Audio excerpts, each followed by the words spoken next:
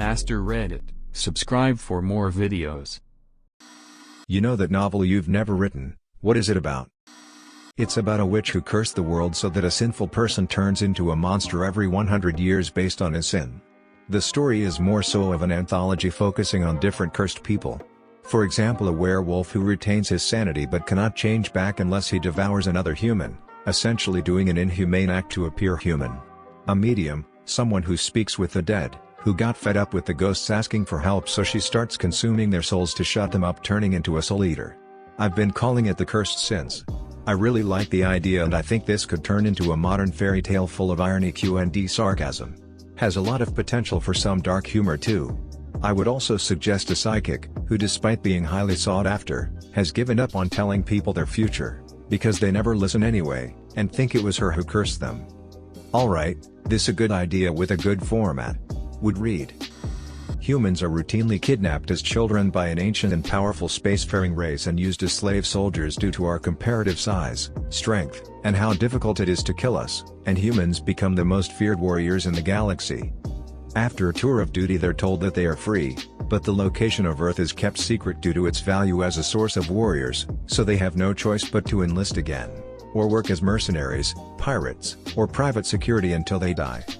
A wreck of an old explorer ship belonging to this ancient race is being salvaged by a human crew, and they find a geological survey of our solar system, including the location of Earth.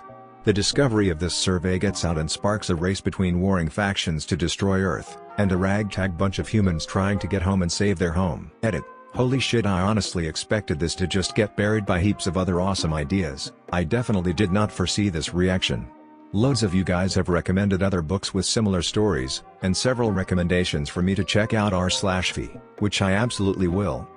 Thank you for all your kind words. You've absolutely inspired me to try and give this a shot. Hope I can live up to your expectations. Smile. Alan Dean Foster, The Damn Trilogy. God ducking damn it hits a little on a note of actual possibility. Aliens never land because honestly, what world has 3 world wars with itself?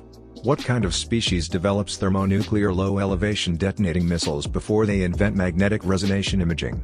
The kind that you absolutely don't let into space as an entire species. They killed off all of the lions in England, for goodness sakes. These are all reasons for humans being selected. In the context of this galactic community, we're a uniquely warlike species. I envision them starting by observing Spartans, Vikings, and Mongols and the like. Earth is like Space Florida and Space Australia combined for the rest of the galaxy. Also, for the purposes of this story, the aliens in question have adapted to life in zero-G and so need other species to fight ground wars for them. How plants once dominated the planet, then they got bored, got rid of their minds and decided to live peacefully without organs or anything, just living. Kinda wish I could do that. I'm planning to write this, the when is yet undetermined and possibly it would never be. But I've outlined the whole thing. It would be in 4 parts: the rise, the flourish, the doom, the humans. I actually started writing it, but haven't touched it in a while. I hope to go back to it eventually. You know how so many fantasy plots revolve around a group of heroes that have to go banish the ultimate evil every 100 years or whatever, and this time they do it for real? Well, that's happened already and the world is a utopia. So a dumb group of teenagers decide that life is too boring and go on a quest to release the baddie and make life interesting again. Clearly it's the start to a trilogy, where they release him by book 2, after finding a ragtag group of friends in book 1 to help, of course, and then book 3 trying to undo it because oops, they banished him for a reason. Kinda wish I could do that. I'm planning to write this, the when is yet undetermined and possibly it would never be. But I've outlined the whole thing. It would be in 4 parts: the rise, the flourish, the doom, the humans. The short version: an ancient set of civilization wiped one another out with all manner of various superweapons, effectively shattering the magic, technology, physics, natural laws that existed at the time. The war essentially broke physics as it originally occurred. The longer, more detailed description. It's a few thousand years later, but the nature of some of these weapons is now being rediscovered. They weaponized the creation of pocket dimensions. Each civilization involved in the war utilized small breaches in reality that they created to store world-ending weapons. They broke down the local system's asteroid belt, some of the moons, and even a few of the outer planets just for the mass for immense capital ships that could be hidden in dimensions that now open into, say, someone's closet, basement, a random cave, etc. A few of the breached locations are being rediscovered, and current science is just starting to rediscover how to open these doors. The capital ships aren't all there is, those are few and far between. Mostly, supply caches, small mechs, armored vehicles, small arms, magical supplies are hidden everywhere on old battlefields, in the oldest of cities, anywhere these civilizations once existed. The smallest of dimensions are beginning to fall open on their own, and the pockets of pre-apocalypse space being exposed to this dimension is healing the broken attributes of physics that once allowed for the creation, and eventual destruction of things that the older civilizations built. It became popular not only for military use, but for civilians as well. Pocket dimensions were torn into homes just for extra storage, for cars, for food hoarding, etc. Some could be keyed to open for specific individuals, some would open if you only knew the correct phrase to speak in its proximity, and so on. Areas where portals have been opened are instantly worth a fortune, as this means that physics will function as it once did in those small, isolated areas. A rune, or spell inscribed, incanted correctly outside this area will do nothing, perhaps glow slightly. When brought inside an area where a portal has recently fallen open, it will function perfectly. Or fail spectacularly. This has resulted in all manner of chaos. Petty criminals are finding ancient small arms that can detonate entire buildings, or city blocks. Giant, ancient war machines, automata mostly, are automatically setting the first person they see as their owner, admin, after having been unattended for millennia. This also includes dogs, cats, which had been genetically, magically enhanced to be fully sapient. Without magical reinforcement, this effect has lessened, but it's beginning to take hold slowly again. This can result in scenarios such as what we would see as normal dogs suddenly having command of multi-ton mechs that can understand them, either wreaking havoc, or letting their masters command the mecha, depending on how well trained they were. Children with spell books that were previously seen as toys, reproductions of ancient lore suddenly find themselves with real magic. People obsessed with studying them suddenly find themselves with the potential to be archmagi, and are approached by ancient systems that recognize them as mages, or potential mages, and are seeking out new admins. Entire new markets have opened up for artifacts, especially the old consumer technology, which has been preserved in pockets of suspended decay. Entropy has been conquered once, even food didn't decay when stored in these. Many civilians had been in their own private dimensional pockets when physics collapsed, pushed to the brink by extreme overuse. By the time portal locks began failing, they had all gone completely insane from the isolation.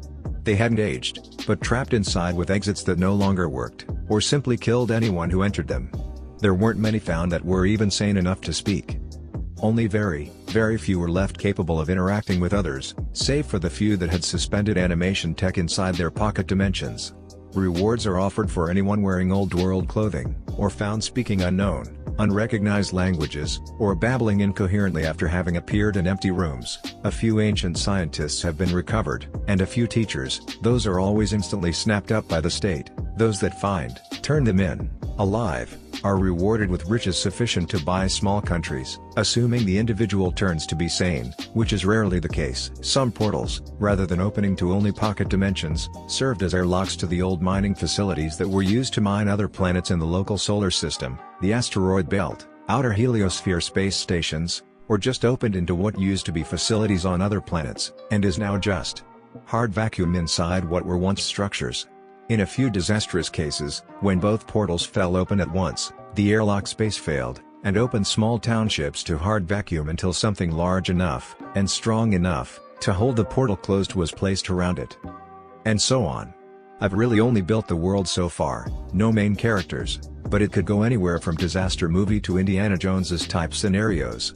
Or full-on JRPG with mecha and magitech, magic. A dystopian future in which sleep is not counted as prison time, because you are not conscious when asleep.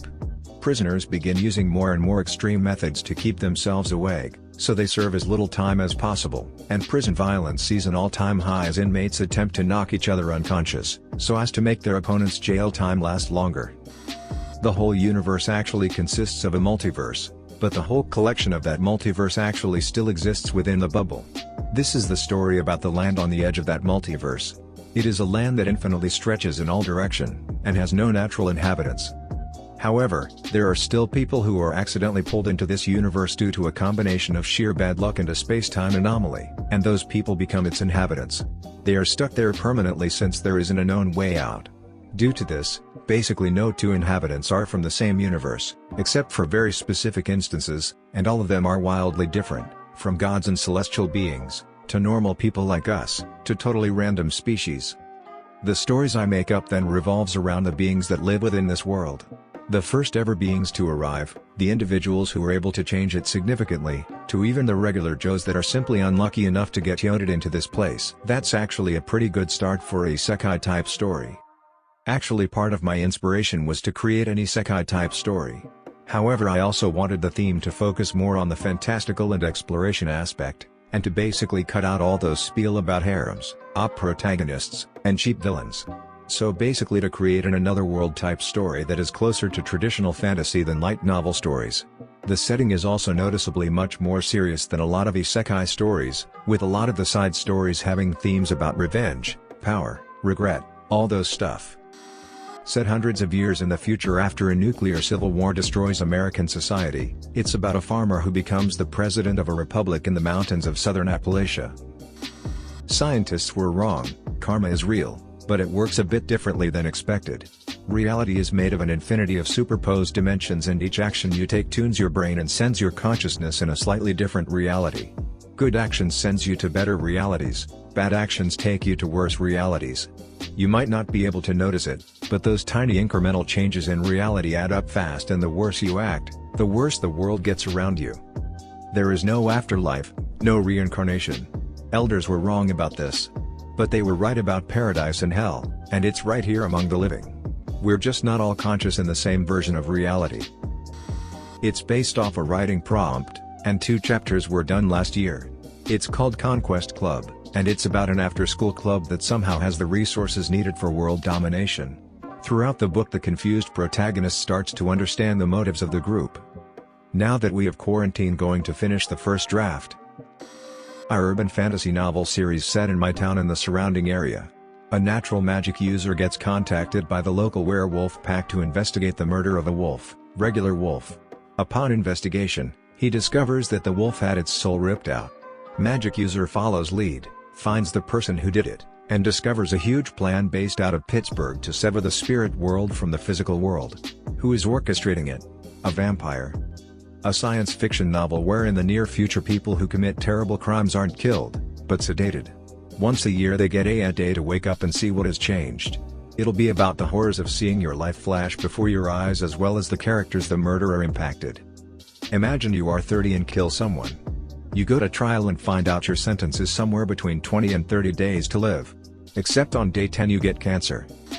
How my extended family basically tricked and manipulated my father into paying for my second cousin's wedding, 30-year-old male, down to the church flowers and toothpicks at the reception. We are a middle-class family in Europe. They then asked him not to tell anyone because it's embarrassing. And next week my cousin and his 6-month pregnant bride buy a used BMW coupe. There is a load of crazy details, and the characters involved basically have to be put on page. Dark superhero novel. A sad depressed guy jumps from top of a building only to open his eyes and realize he is floating above the pavement. He has no memory of why he chose to jump. Hero gets his suppressed power. But unlike a generic superhero, his power only lasts till he is depressed and suffering from mental health issues. He goes on to help save a lot of lives, but each person he saves takes away from his superpower as he keeps feeling better about himself. Towards the end of the novel he has 15-20% of his flight power left and uses that to fly one last time to enjoy the freedom. While doing so he realizes he is not depressed anymore. At that moment his powers disappear and he crashes to the ground, breaking both his legs. Years go by and our hero gradually falls back into depression as he is not able to do the one thing that made happy: saving people's lives. He goes to the top of his apartment building and jumps, only to open his eyes and find himself floating above the pavement with no memory of why he chose to jump. A group of engineers recognizes the threat that mankind poses to the universe if we are allowed to expand uncontrollably throughout the universe. To prevent our spread, humanity is encapsulated within a planet-sized cage constructed of self-repairing nanorobots. If part of the cage is destroyed, the robots will fill the void again. Further, the cage is then subdivided into society-sized cells with walls in between them to prevent the different sects of mankind from attacking one another. There is a forced peace. Each society is allowed to independently develop their own ideological, political, and economic systems without fear of external threat. The most successful societies will be allowed to have a mitotic split, while the least successful societies will die off. The hope of the engineers that implemented the prison is that the perfect society will be created after enough generations of evolution have occurred. The protagonist of the story was born into one of the wealthiest, most efficient of the societies of all. Productivity, measured in man-hours, was of the highest priority. Unfortunately, the protagonist makes the mistake of interrupting the highest-ranking politician at the General Assembly. The interruption, just 2 minutes long, is calculated to have directly wasted hundreds of thousands of man-hours of all attending the assembly, and indirectly wasting millions of man-hours of lost productivity. The protagonist is sued by the public and is held liable for damages. He is placed on a debt repayment plan lasting over 100 years. As a stipulation of the repayment plan, he must heed the advice of a financial advisor, who has planned out a schedule for his life down to the hour that will allow him to make good on his debt. As the story progresses, key themes are questioning what it means to be efficient with our time. What is wasted time? Is there a most efficient way to live? Should we live that way, or even fight to be inefficient instead? If I get even a single reply, I'll write it. I'm pretty easy that way. A strange object crashes onto the Arctic, and world governments send commando squads to investigate. They are told to work together, explore the wreckage, terminate everything non-human, take evidence and leave. They are led by a UN squad. However, a mercenary squad was sent by a mobster. The mercenaries trick the commandos into thinking their fellow comrades want them dead, and they separate. Throughout the book, we follow 5 different squads surviving: the Brits, SAS, the Russians, Spetsnaz, the Americans, SEAL, the mercenaries, and the UN squad. The mercenaries also jam communication, and leave everybody stranded. However, everybody soon find out that there was a virus that crashed with the object, and that it is highly toxic. The mercs get poisoned and die. UN and SEAL squad reunite, while SAS and Spetsnaz squad reunite too. What ensues is a mass shootout between the two sides, one side, UN plus SEAL, saying that they should recover the virus, and the other side, Spetsnaz plus SAS, saying that they should nuke it. The last man standing is a SAS officer, who calls in a nuke strike. They unjam the comms before the shootout, and the place getting nuked, with the virus being destroyed forever. About a couple of HS sweethearts that broke up because they couldn't make a long-distance relationship work, but find each other a decade or so later and decide to give it another shot. I just want to write about how a man and woman experience their 20s, college/uni, entering the job market, dealing with bosses, dealing with parents who are growing annoyingly old, etc. The insecurities that come with not achieving the totally unrealistic dreams they had at 17, comparing themselves to the expectations they had for each other or to how well/badly their former classmates are doing, things like that. Oh, and since this would probably be a very smutty novel, with a possible femdom twist, I want to explore how people mature sexually as they approach their 30s. I mean, my 17-year-old self was intimidated by something as natural as the thought of my GF masturbating alone. And she, in turn, was desperately insecure about me going down on her.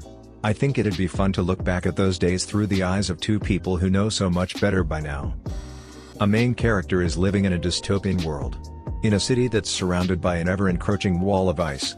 The government is a technocrat and watches everything the people do. People are only allowed to breed with those deemed a good genetic match, to ensure that the next generation are strong enough to survive.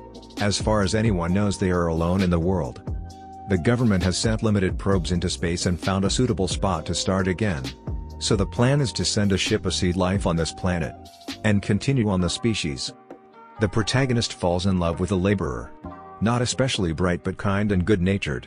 They hide and secretly meet up as much as possible, but eventually the lover is found and executed for a different infraction. This was inadvertently helped by the protagonist. The protagonist is devastated and can barely hold it together.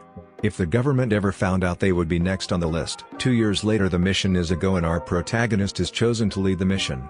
This whole time the hatred of what the government did and the chance to break free of their watch and saving humanity is the only thing keeping the protagonist going. As the crew orbit the Earth, they realize the truth: they were never alone on Earth as they had thought. The Earth in fact is thriving and bustling. This, along with the everything else, pushes the protagonist over the edge. The protagonist, knowing that the people that were left are in such a miserable state for a greater purpose, decides to do something about it. They have a link to Central Command. They communicate frequently regarding what is going on.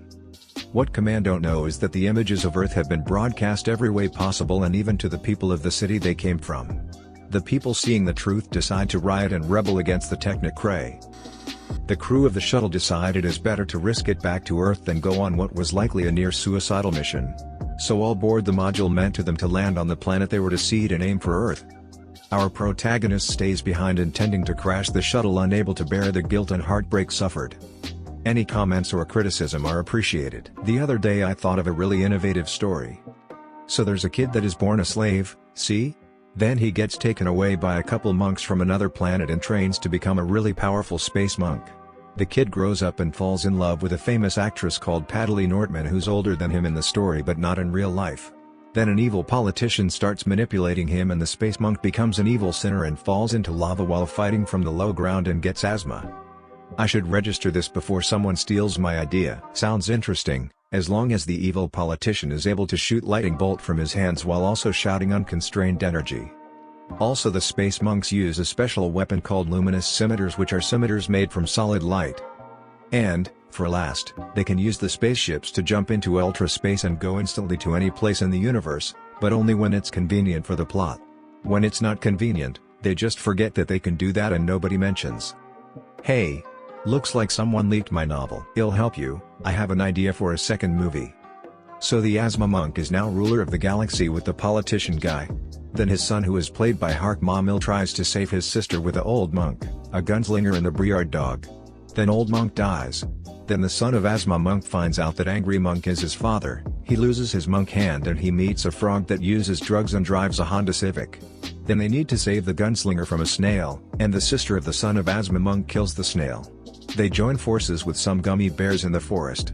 Then they blow up the giant planet thing. The politician and asthma monk die, and they have a party with the gummy bears. I also have an idea for another trilogy, and I also have ideas for some spin-offs. And what about a series? It's a cosmic horror novel written in the format of a series of research papers, where each chapter is a research paper that has been translated from the archives of some ship we found on the moon. In the earliest logs, the lead researcher has recently been demoted to lead the division named Methods for Containment and Control of Lower Dimensional Beings, or that's the closest translation. He is upset about this, as he believes it is beneath him as one of the original creators. Regardless, he takes pride in his work and proceeds with stress testing the lower dimensional forms.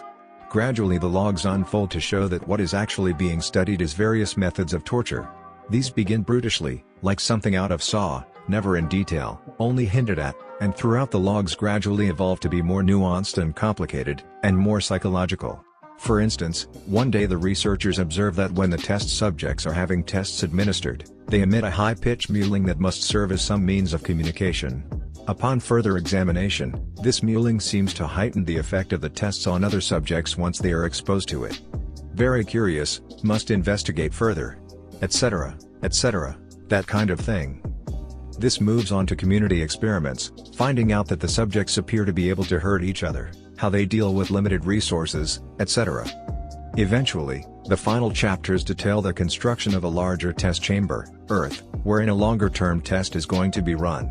Ultimately, the idea is that all of this was just a test to create the version of things that results in closest to the largest amount of suffering possible over the longest time frame attainable. Then the final chapter is the researcher observing the reader becoming aware of the logs and their contents, and making notes about their perceived responses. If you enjoyed this video, please hit the thumbs up button and comment below letting me know. It helps the channel and lets me create more content just like this. If you do like this type of content, make sure to subscribe and hit the notification bell so you don't miss an upload.